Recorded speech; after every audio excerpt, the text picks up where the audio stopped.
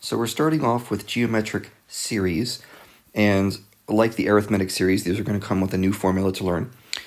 So take a look at what we have here. We have A1, that's the first term of a geometric series, R the common ratio, N the number of terms, and we want a formula for how to add up these number of terms. If it's 10 terms, you would want a formula that saves you from the trouble of figuring out what all 10 terms are and then punching them in. So I'll just write that here. The formula that we're looking for is A1 times, and then we have this big fraction. And we have 1 minus r to the nth power divided by 1 minus r. Okay? So it can get a little dicey actually figuring out what this thing is, depending on what those variables are. If r is a decimal, and you're just expected to plug it into your calculator, it's not too bad. Sometimes you have r as a fraction, and you have to figure out exactly what the sum is equal to in terms of fractions.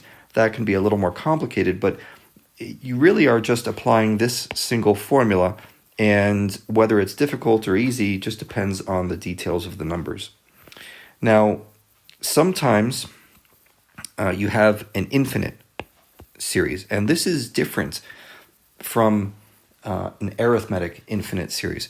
When you have an infinite arithmetic series, the numbers are going like, 1, 5, 9, 13, and so on forever. And you can see just looking at this, the numbers are increasing forever, so the sum of the numbers is going to be infinity. It's impossible to calculate. But it's different with a geometric series. And the reason is this. Well, there's two examples. Let's talk about one geometric series that goes... get my pen back here. 1, 2, 4, 8, and so on. And you see this one is increasing forever. So likewise, it's going to blow up just like the arithmetic series did. That's no good. This is called diverging. And the reason it's called diverging is because it's not coming to a point, right? It's exploding. It's not focusing down. So we would say it diverges when the absolute value of r is greater than 1. So you can think of an example like this where r equals 2, but let's say it were r equal negative 2.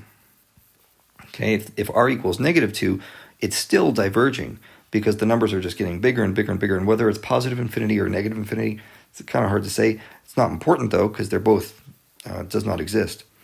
So that's one example. Here's another example that I want you to consider. Let's say we have a geometric series that looks like this: 32, 16, 8, 4, 2, and it goes on and on and on forever. This actually has a sum that we can calculate. Even though it's infinite numbers, it actually does come to a point. You can calculate it. And we went over this a bit in class, so I won't linger on it here. But this is called converging because it converges to a point. And this is a special kind of geometric series. You can actually model all sorts of things in the real world using infinite geometric series that are converging. So there's a formula for this, and what I want you to do in reasoning through the formula is just think about this. R to the infinity.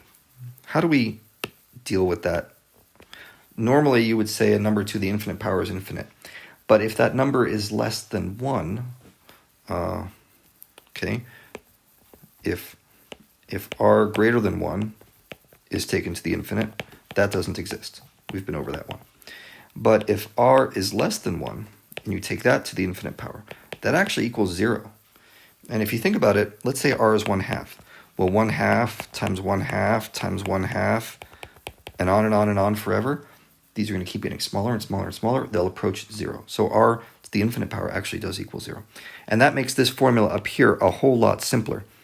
We would say s to the infinite power equals a1 times, 1 minus r to the n is 0, so it's just 1 minus 0 on top. It's just 1, and that's 1 minus r.